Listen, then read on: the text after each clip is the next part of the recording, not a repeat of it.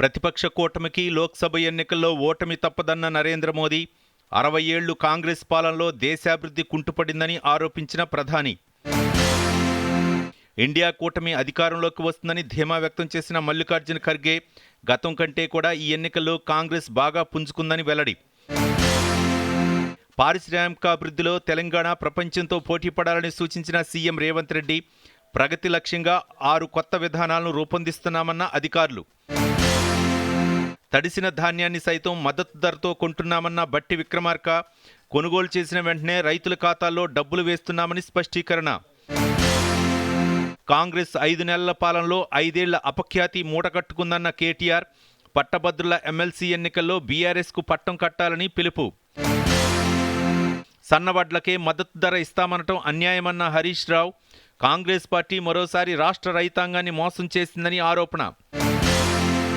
తెలంగాణ ఆవిర్భావ దినోత్సవం రోజున జయ జయ హే తెలంగాణ గీత ఆవిష్కరణ మరింత మెరుగ్గా తీర్చిదిద్దాలని అందెశ్రీ కీరవాణికి సీఎం రేవంత్ రెడ్డి సూచన.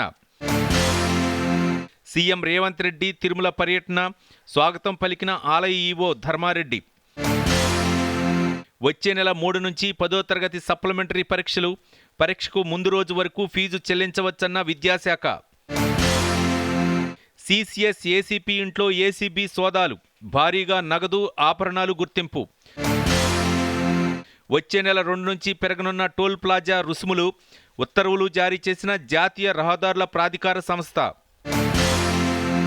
ఈ నెల 30 వరకు కాచిగూడ రాయచూరు కాచిగూడ డెమో రైలు రద్దు.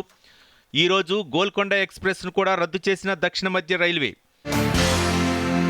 రాష్ట్ర వ్యాప్తంగా మరో 2 రోజుల పాటు భారీ వర్షాలు కురిసే అవకాశం, పలు జిల్లాలకు ఎల్లో అలర్ట్ జారీ చేసిన హైదరాబాద్ వాతావరణ శాఖ. ఐపీఎల్ తొలి క్వాలిఫైర్లో హైదరాబాద్ పరాజయం, 8 వికెట్ల తేడాతో నెగ్గి ఫైనల్కు చేరిన కోల్కతా నైట్ రైడర్స్. ఐపీఎల్లో నేడు ఎలిమినేటర్ మ్యాచ్, రాజస్థాన్ రాయల్స్తో తలపడనున్న రాయల్ ఛాలెంజర్స్ బెంగళూరు.